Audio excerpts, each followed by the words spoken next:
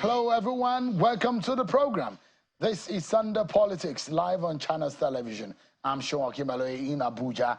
We begin the program tonight on the ongoing turmoil within the People's Democratic Party, PDP. This once dominant political force has been grappling with internal strife, marked by the recent suspension and counter-suspension of key members from its National Working Committee. The turbulence has escalated amid a backdrop of factional infighting in the leadership and the challenges that it has faced. And some of the strategic disagreements that we have seen affected the party, threatened the party's cohesion.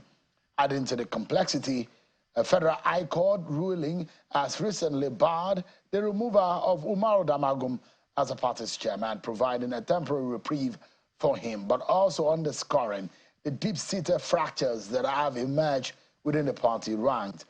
The PDP struggles are not new. Since its last electoral defeat in 2015, which now followed 2019 and then 2023, the party has been in a relentless quest to reclaim its influence in Nigeria's political landscape.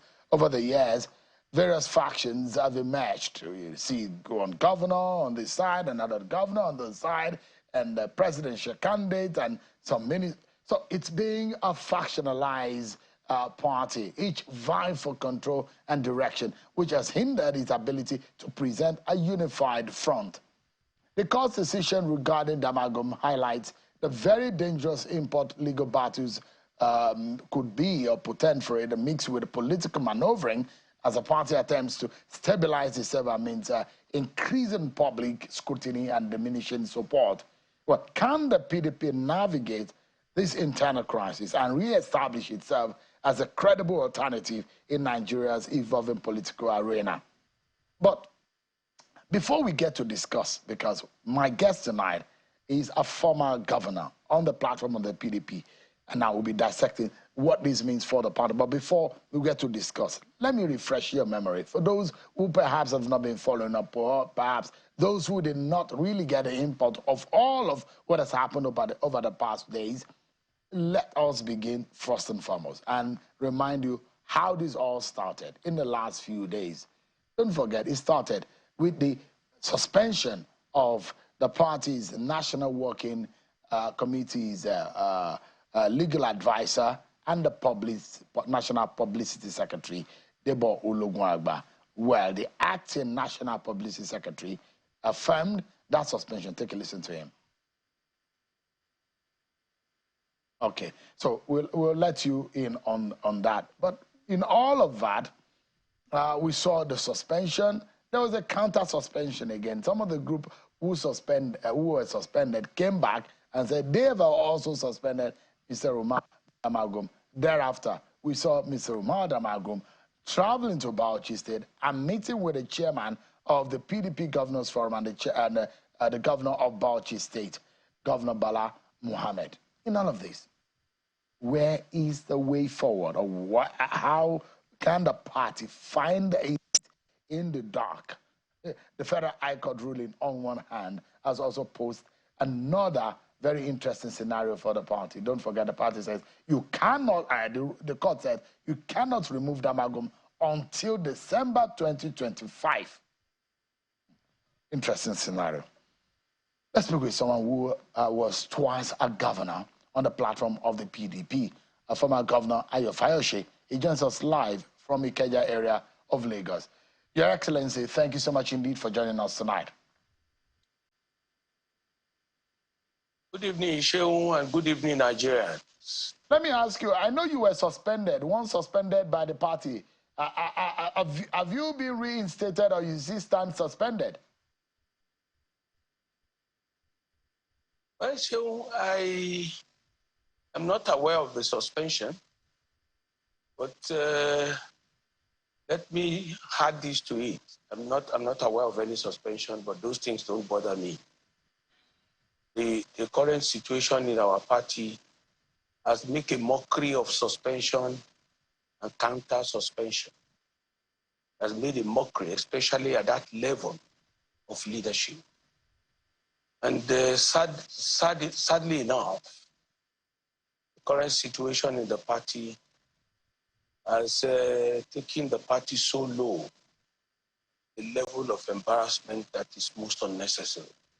So I have paid my dues. I've done so much. I have defended the party. I was like the only voice against the maladministration of President Buhari. So at this stage, we are taking back seats, and we can only be in advisory capacity. So they don't need. I don't need to be said to be suspended. If they want suspension, they can do it. I don't care. Those days are gone. What do you need the party for? To contest or to dance or to play? Okay, where is the party? I mean, most honestly, without feeling ourselves. With all due respect to our governors, managing their states wonderfully well. Where is the party? What are we talking about? Do we say the party is in shape? Nobody talking about suspension. I think we should know that. I can't be bothered about those cheap claims. Let me ask you straight.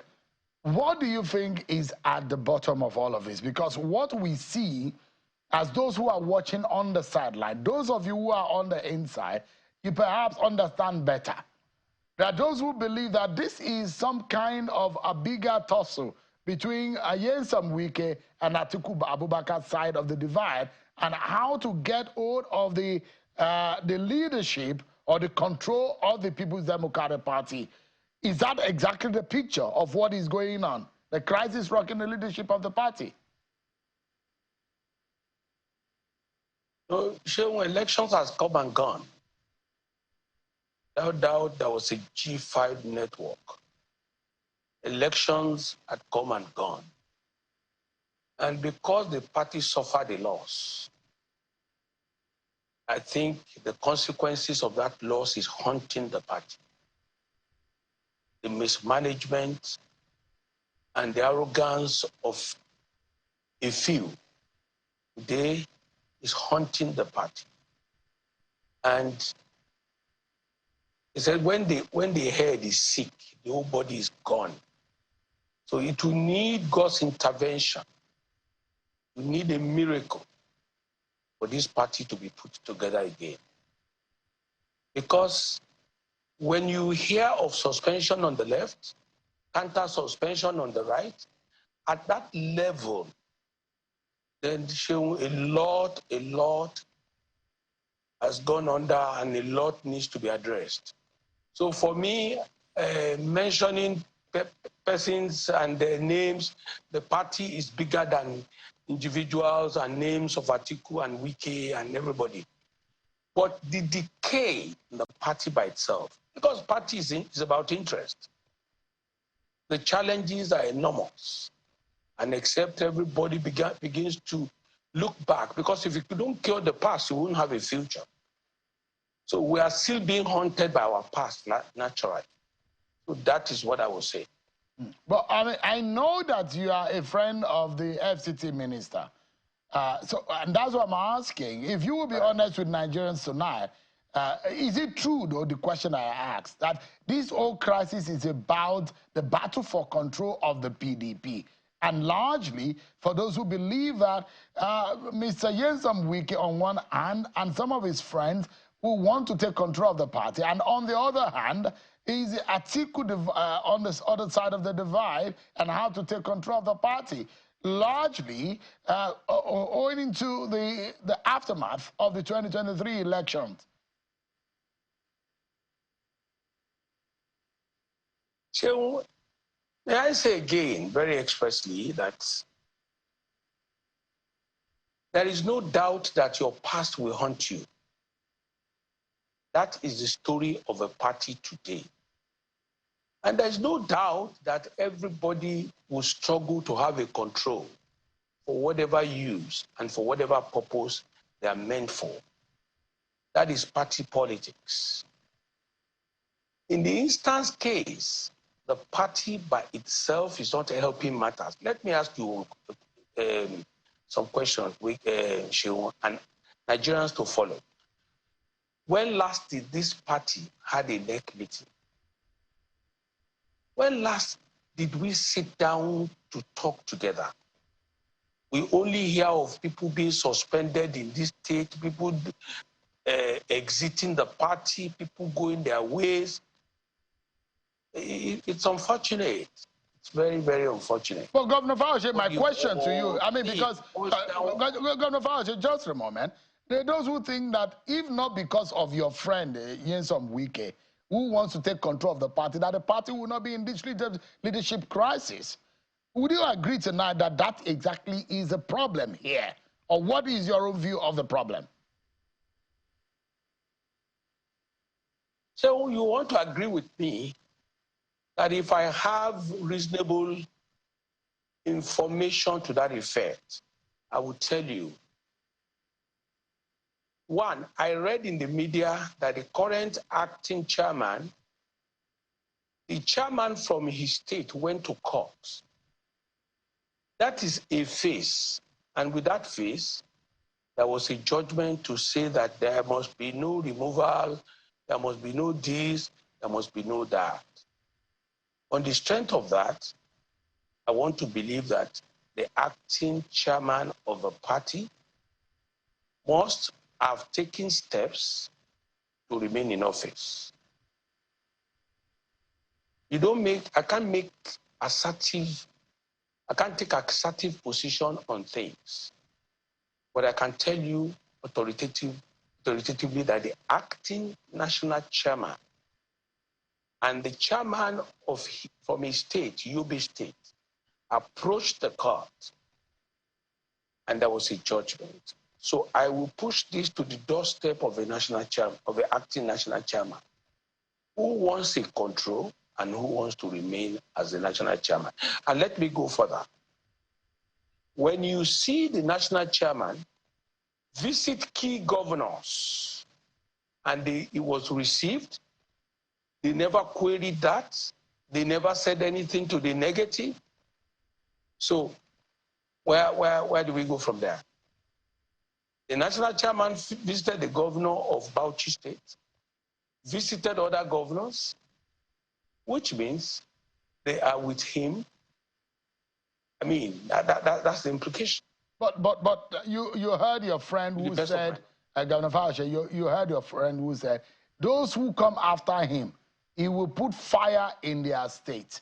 And those kind of statements, there are those who say, what is fueling the crisis within the party? Are you able to speak on that too? So as a sitting governor, when I was governor of Ekiti State, if I have nothing to hide, and a governor or a former governor says he will put fire in my state, it is either I am not strong at home, or I have lost control in my state, then I have a lot to fear. I speak my mind. I don't hide it. And you can tell my position. The moment you have a grip of your state, you have nothing to fear. But the moment you don't have a grip of your state, obviously, you have a lot in your hands to face. So as a sitting governor, you must either position yourself well to lead and to be the governor of that state. That is my take. It's my state. I don't want to answer questions for Governor Wike, because from the way you are putting it, as if I must imagine this is where he's going and this is what he wants to do. I wouldn't be in a position to say that. Yeah, the assumption, Governor Fayose, is that he's a very good friend. And I will take you to one of the things that you said, perhaps a prophecy. There are those who thought that Governor Fayose almost became a pastor those days. And those who knew that your wife is a prophet. But when you said some things a few years ago or a few months ago, when you warned the governor of Rivers State that be worried, don't offend Wike because you are looking for trouble, and that became very viral. I'll get you to Rivers politics in a moment, but the question is that a lot of people know your affinity and your friendship with Governor Wike, and that's what I'm asking. Because in the political cycle and the friendship that you have, you must be talking about some of these issues. And I imagine by convention, when Senator Yocha Ayu left as a national chairman of the party, there are those who believe that automatically someone from his senatorial district or someone from his state will have naturally, or from his region, the North Central, will naturally have replaced him. But why is it difficult, though, for your party to be able to fix that particular gap? And there are those who think that, well, the PDP always boasts of mechanism to resolve its own issues, the Board of Trustees, the NEC, and all what have you. And that if that is not working, what about some of your elders and some past leaders or present leaders? For example, an Atiku Abubakar, a former vice president, the party's presidential candidate in 2019 and 2023, who people thought that would give leadership for the party and speak for the direction of the party. All these contexts, if you put them in place, and imagining, I'm asking you tonight, as a former governor on the platform of the PDP, why has it been difficult for your party to find a pathway out of this quagmire? Because the party is not sitting on truth, equity, and fairness. You have answered it by yourself, Shehu. And that was why I said the chairman, the state chairman from Yobe State, to the best of my knowledge, which is the state of his acting chairman, went to court. The BOT cannot deny not having the knowledge of the matter being in courts. And now there's a judgment. Shehu, the court has simply tied the hands of everybody. So the only option left for the party is either to appeal that case or accept that fate.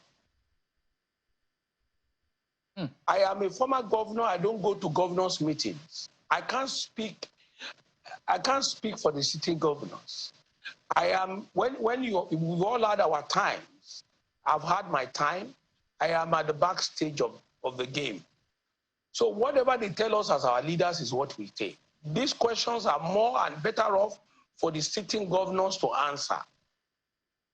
I am only a member of caucus and a member of NEC because I was one time chairman of a PDP governors forum. But today, I cannot vividly say things on behalf of this party other than the party is in trouble. From your experience, and there's no doubt that the party is in trouble. Governor Fayose, from your experience, if you were in the position to fix things, because I remember vividly, those of us who reported this actively, when your party was in that legal quagmire in the days of Ali Modu Sharif, when Marakarifi became the acting chairman of the party, it was a turbulent period for your party. And there are those who will say, do not go back to that period because your party almost went under. And it is looking like something like that when the only place where your party's fate could be decided was not in the hands of the members or the leaders of the party, but in the courtrum. From your own experience, how can your party get out of this? Before you go there, let me tell you, there is a lot wrong with the working committee as it stands. Let us even say that there was suspension. Is it a counter suspension that would be the solution? Or let me say vice versa. At the level of the National Working Committee, which we're supposed to be taking our issues to them, but they are dancing naked in the public space. Are you suggesting that Damagum should step aside? So, whatever my suggestion does not matter in the face of a court judgment. It does. You are Ayo Fayose, or you forgotten what you call yourself? The Oshoko, Irumale, the love prize. Have you ceased to be an Irumale in the PDP? It seems you have lost your potency as the Irumale. What happened to you? Shehu, let me say these things to you. As a former governor, I am on the two layers back, at the back. There are sitting governors. You see, I can't come and speak on behalf of the state governors. I can't act as like a current governor. I am a former governor. I can only state, especially when there is no judgment, I can throw caution to the wind. For instance, there was a video making the rounds yesterday that I have declared. There was a write-up everywhere making the rounds that I have declared to be the national chairman. That's an irresponsible statement that is not from me and will never be from me. So you don't want to be chairman of the party? Never. My name, no. I don't even want to be anything in the party anymore. I don't even want appointments of any sort. So what I'm saying is that Nigerians should not read headlines. They should read the body of stories. I am not the only Fayose in Nigeria. There are Fayoses from Ise-Ekiti. There are Fayoses from Owo in Ondo State. There are Fayoses from Ilesha.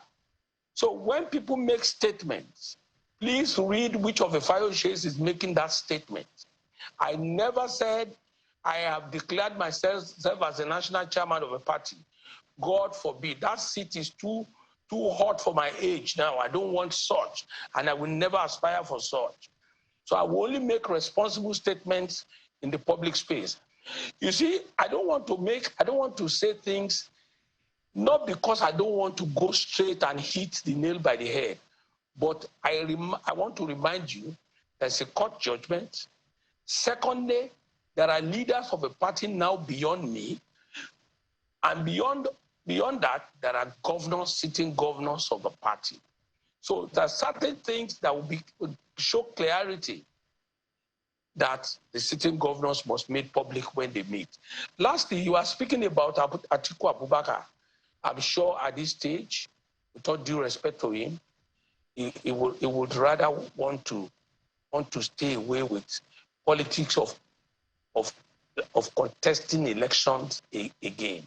By the time Ashwaju will finish, Atiku Abubakar will be probably 80 or 81. So what will be the attraction?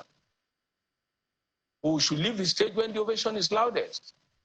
I respect him, and I think the Nigerians are craving for younger generation than ever before. And so what are we talking about? So on what basis would Atiku come and contest again? And like I always say, we can defeat APC. But when we don't have a party, how do you defeat them?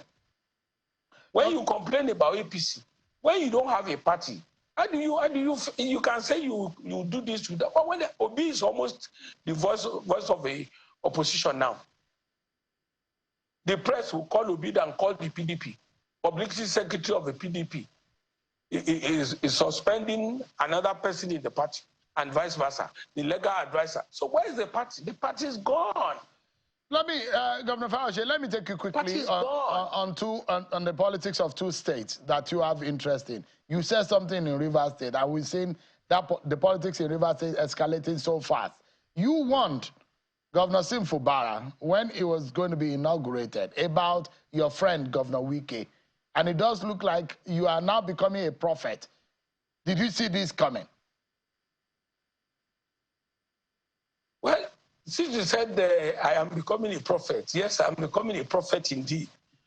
Maybe the journey of my life will end up in the vineyard of the Lord.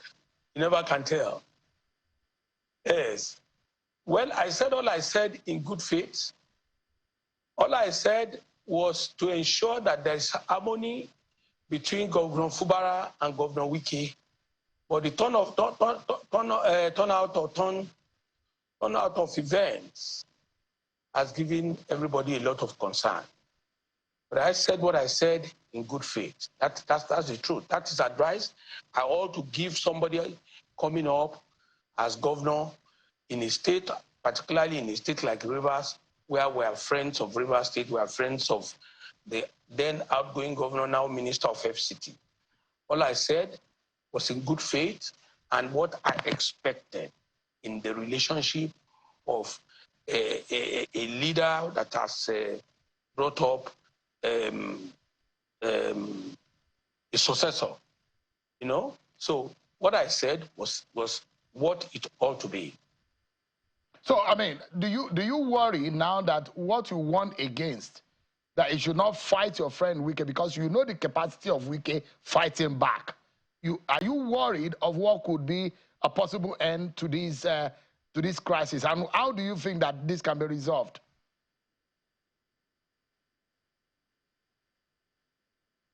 Well, this crisis is unfortunate. Very, very unfortunate. I believe that the matter has crossed the Rubicon. The matter has gone far. Breach of trust. And even if you want to resolve this matter, where do you put the trust? How do you put the trust back? So I rather want to believe that it is too far in the day to call for reconciliation. It's too far. Wow. But let me quickly then take you to Ekiti State. It's going to be almost 2 years now that the governor was sworn in. As someone who has occupied that seat and a leader in the state, how do you assess the sitting governor in Ekiti State and his performance? I didn't get that, you. I was going to take you to the governors in Ekiti State. As a former governor in that state, how do you assess the sitting governor? It's going to be almost 2 years now that since he got into office. What is your own assessment of the sitting governor's performance? Well, so let me say again, as of today, I'm a member of the PDP.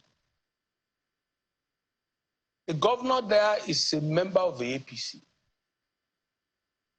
But the meeting point is that I am a leader in Ekiti. Like I told you, it's either we lie, we die, and we lie, we die. And we say the truth, we die. Oyebanji has done exceedingly well. Governor Oyebanji has done exceedingly well. I don't know the miracle that would defeat him except something changes between now and that election. Forget the party. Let us be realistic. The PDP is in bad crisis in Ekiti too. Anybody can come here and deny, I don't care. Like I said to you, even if I want to fight an enemy, want to fight the governor there will be a party to fight him. Everybody is a leader in the PDP in Ekiti. It is okay, no problems. Time will tell. But in terms of performance, in terms of leadership quality, in terms of somebody doing well as a governor, I said it before, me and Adebayo, we were busy fighting. Me and Fayemi and me, and Shegu and all of us. But this gentleman has come to reunite everybody. I am not a member of his party. He has visited me more than 18 times. Wow. So if anybody is expecting that I will go and carry axe and cutlass and cut his neck because only the election, forget it. If you want to tell me I'm no more a member of your party, I am still the husband of my wife. I will still be the father of my children. So I don't care. If the party wants to take power from Oyebanji, they must wake up to the realities on the ground. But otherwise, Governor we will lose Fayose, our deposit. Governor Fayose, there are those who will say, oh, maybe it's because the governor is patronizing you, he's visiting you, that's why you're saying like, but saying what you're saying. But can you say the May same? I say to you, the governor has, Governor Fayose, can you say the same of the government at the center, the government under Bola Tinubu? Can you say the same about their performance in office? Let me conclude that Ekiti with you. Let me tell you very clearly today, Ekiti does not have resources to patronize somebody like me. The governor visits Governor Oni back to back. Governor Oni has visited the governor's office to see the governor more than twice. I have seen the governor with Governor Fayemi, Governor Adebayo, so visiting me has no peculiarity. It's not personal. But that will not shut my mouth from saying Oyebanji has done well. And Oyebanji is doing well. I am not a member of his party, and if he does well, till the end, I will be bold enough to come out that they should vote for him. I'm not saying this alone. What matters is the kitchen now, after all. What matters is the people in that state. When they did the election in Edo, they voted out the governor there and his crony. So what are we saying? I stand here to say what I'm saying. I am a 64-year-old man. I'm not begging for anybody for favor. So I was asking you, Governor Fayose, can you say the same of the government at the center? How would you talk? I mean, how would you rate the performance of the government of Bola Tinubu? You see, Shehu, I love your questions because you like to put words in my mouth. Yes, it's not been too easy. That is the truth for Nigerians. But I think that government naturally is giving their best, but their best still needs to be upped. To me, if you say they still need time, people will begin to question and say, what time do they need? Yes, I agree that it's not been too easy for Nigerians. But I know that with little time, things could get better. That's all I can say. But the damage is a long-time damage to this economy. Don't forget. It's a long-time damage to this economy. It's not an overnight repairs. No. Repairs will not come overnight. That is the truth. All right. Thank you so much. It's always a pleasure talking to you, Governor Ayo Fayose. It's been a long time I heard you give some praise yourself or sing your own praise. The Oshokomole.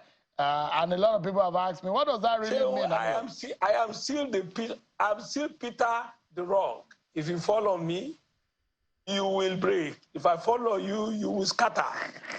I'm the Oshoko Eko Kerumole Tonje Jollof Rice. They say that there is even... Thank God for the opportunity. That the Irumoles don't have jollof rice to eat. The rice is now very expensive. And maybe Peter now is hiding away from the rock. The rock is now also caving in. But that's just on a lighter note. But thank you so much. Irumole, we always have jollof rice to eat. Thank you so much indeed. Governor Ayo Fayose, former governor of Thank you, my pleasure. Thank Always you a pleasure having you on the program.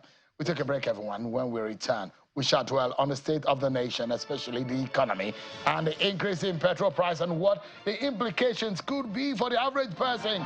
Dr. Paul Alaje, an economist, will be joining me next on the program. Join us again, everyone.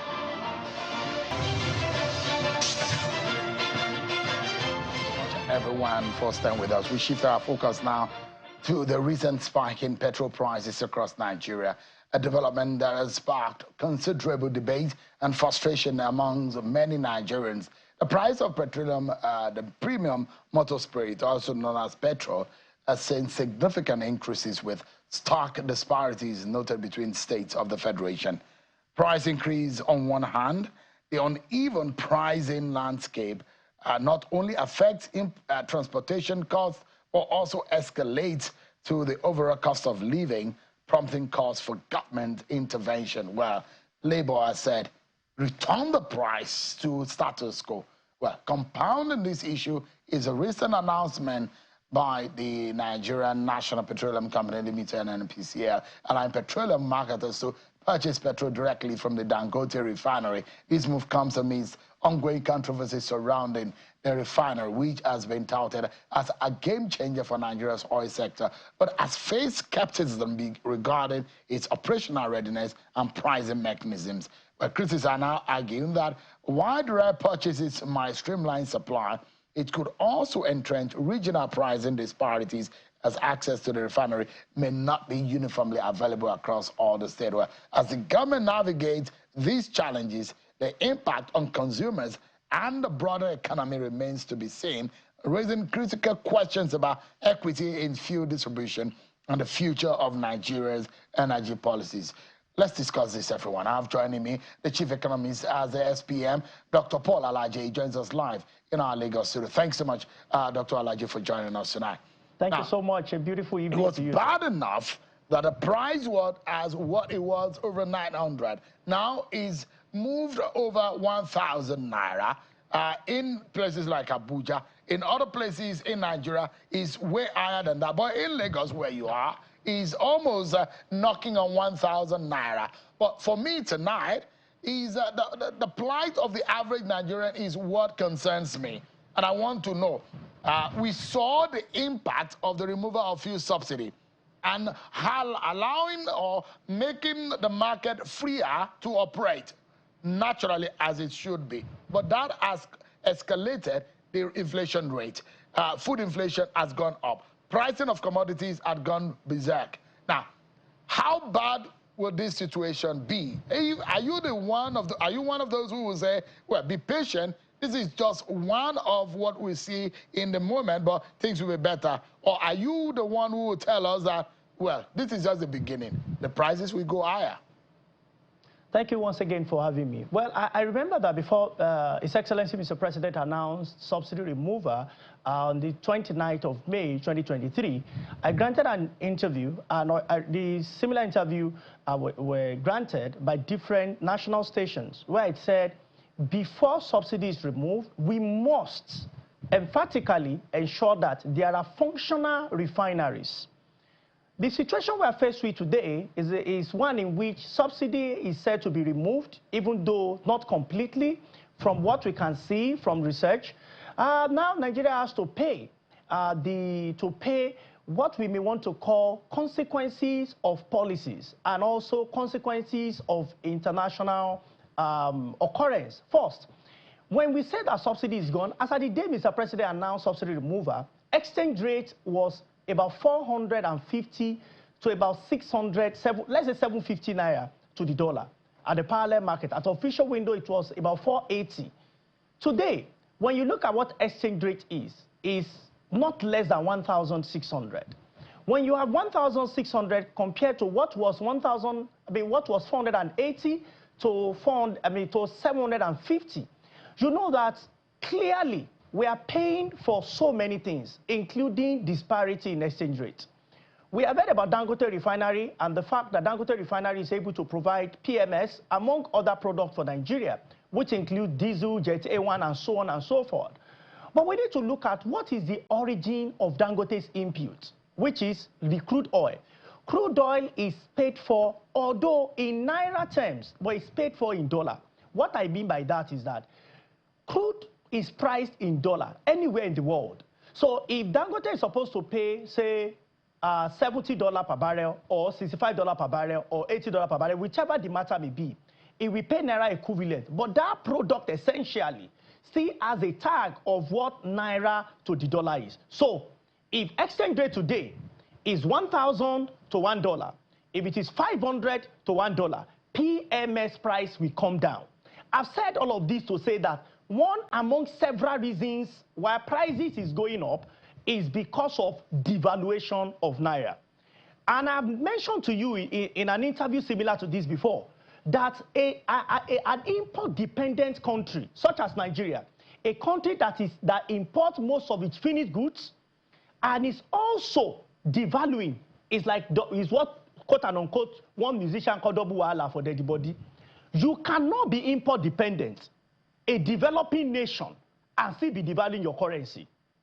There are options. One option is devalue so that you can have revenue into government covers, and we have seen evidence of that through fact. Government have now more money for state, federal, and local government to share. That's an option so that government can spend. As life becomes more difficult, government provide infrastructure, electricity, and so on and so forth. The other option is we need to increase productivity. We need to improve exports. We are not seeing so much from that angle. What seems to be the low-hanging fruit is to devalue the naira, remove subsidy, government have more revenue. What household is supposed to enjoy is now being cut away. Firms for the government to devalue. I don't know. Engineers, we need to get this working because I don't know why I can't be able to hear him directly. My question, and I want our viewers to be able to get it clearly. Is it a bad judgment call for the government to devalue the naira while we went ahead? It's a bad one. It's a bad one. It's a bad one. It's a bad one. It's a bad one. And I will tell you why. Venezuela did it. Yes. Venezuela did it. Venezuela is paying for it. See, a couple of months back, Ethiopia, an African country, just announced similar policy Nigeria embraced by the same advisors to so many African countries. And I put it there in the media space that this will be a big mistake for Ethiopia. Check the report yesterday. Ethiopia exchange rate went worse, just like Nigeria's own. You cannot be an import-dependent country and be devaluing your currency. You can ask any economists if they will be truthful to you. Listen, there were many economists, some of which you have interviewed. What they will tell you is that it's going to be well in the long run. Ask any of them, when exactly is the long run? The person, somebody, one of the greatest economists that we had has explained the meaning of long run to us. The long run is a time when we are all dead. When economics policy is based on long run, you have to be very careful. It has to be a time that is reachable. Is it 5 years' time? Is it 1 year time? Is it 3 months' time? Is it 5 months' time? Is it 10 years' time? But when you say that we are going to decline in the long run, then I have a lot more to be worried about. Because you cannot tell me when that long run is. Let's tell ourselves the truth. And I'm imagining that Nigerians who are watching tonight will want to hear the truth no matter how bitter. Is it possible now that the government can retrace its step if there was a bad decision? Because I imagine that the market will respond to the hike in the price of petrol, because transportation is at the heart of commodity movement. Now, the question is, we saw the hike in the price of inflation, food inflation has skyrocketed. And I'm imagining what could happen to every other commodity.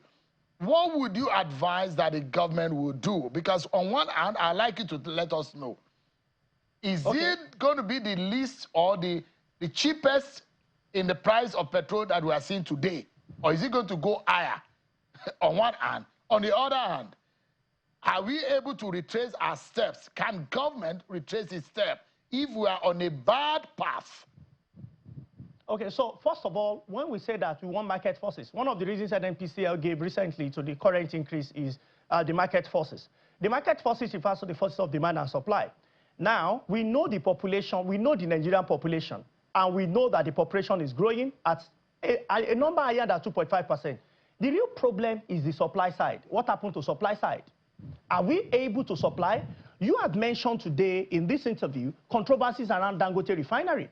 And we have also heard that if we are not getting from Dangote refinery, we have to import. So we have to be faced with exchange rate pass-through or challenges of exchange rate. Therefore, I can tell you that when you say invisible forces, invisible hand of demand and supply, one hand is already amputated. That is the supply side. So you cannot allow force of demand and supply when the table is not balanced. The table is tilted against us because of our inability to export enough, because of our inability to have sufficient remittances coming from abroad, unlike what India did and India is currently doing. It's also tilted against us because of our inability to be productive enough. Our attention as a people, and indeed for our government, will be how do we drive this economy from being consumptive-oriented to one that can produce, to one that can export, to one that can manufacture, to one that can grow massively into agro-processing. For instance, I pick a state. You just interviewed one of the former governors in Ekiti State. Can we convert that state, Ekiti, to an agro-processing zone such that all local government, most places in Ekiti, when Ekiti comes to your mind, what will come? Think about it now. When you hear the word Ekiti, what comes to your mind? But what should we be thinking about when we hear of Ekiti? Will be massive agro-processing zone. That is what China did. Nigeria want to develop like China, but we don't want to become productive like China. Is it not funny to hear?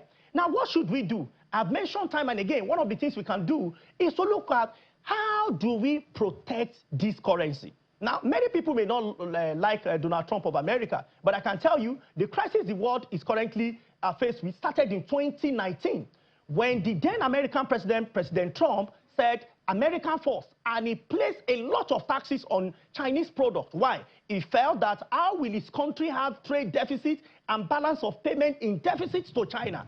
Meanwhile, he is said to be the largest economy in the world, and that did not sound correctly. So, 2020, COVID came in, and the world has not completely came out of the pressure that started in 2019. But all of this, look at American economy, is certainly bounced back in 2019, and in fact, after COVID experience, most parts of the world are still facing, because just after that, we saw Russia-Ukraine war. We are currently seeing what is happening in the Middle East.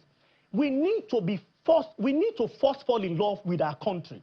by protecting our currency. And this may not be a popular opinion. All right. But you see, if you ignore it, it's to your own derailment. Let me answer your question directly. What should we do?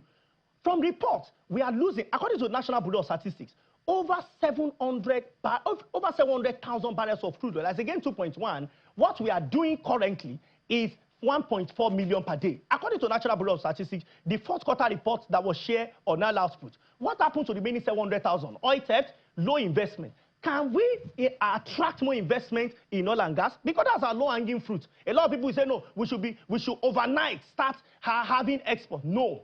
It will be over time, but that over time will start with vision. What is not very clear is what is our vision for becoming a major exporting nation? Well, I've not really seen that. Just give me a moment. Or in the media. Yeah, Dr. Alaje, give me a moment. I need to go on another break, but when we come back, your party shot will be what will either comfort us or will be a bitter pill for us to swallow and be prepared for the worst or for the good. Yeah, that's going to be my last question and your parting shot on the program. We'll be right back after this break, everyone. Join us again. Thank you so much, everyone, for staying with us. Let's get back to Dr. Paul Alaje and our final concluding moments on the program. Dr. Alaje, I know it's a difficult one for you to say, but I'll plead with you. It's better that we know that it's a dangerous path ahead and it's a dark one ahead, that we prepare for it rather than now working in the dark. Can you tell us, how difficult would the coming days be, considering what we are experiencing now? Are we likely to see an increase, an increase in the petrol price, a more increase in price of commodity? Is that what could happen? Well, because of time, I would like to answer this question and make it solution-driven and solution-oriented. My advice directly is to Mr. President, His Excellency President Tinubu. Two things that must be done very urgently is stability of Naira. Naira cannot fluctuate around 1,500, 1,600, 1,700. We must do everything possible to make Naira exchange rates to be very stable, because it will affect the pump price, it will affect everything, including the price of bread. The second one is supply side. That may not even be done today or tomorrow, but we must find alternative to a single source of buying PMS. One refinery will not be sufficient. Import alone will not be sufficient. We need to start making policy to make this available in different parts of our country. I'm sorry, Mr. President, if we don't, prices will go up, life may be tougher, and maybe even more dearer for our people in the coming months and in the coming weeks. Well, brace up, everyone. It might be tougher days ahead, but if the government comes out to let us know how tough it could be and what we need to do to ease things on the average person, that might be better. It will save life. Thank you so much, Dr. Paul Alaje, Chief Economist at SPM. Thank you so much indeed for your time tonight. So that's all today, everyone. Many thanks for watching. I'm sure Kimberly. Bye for now.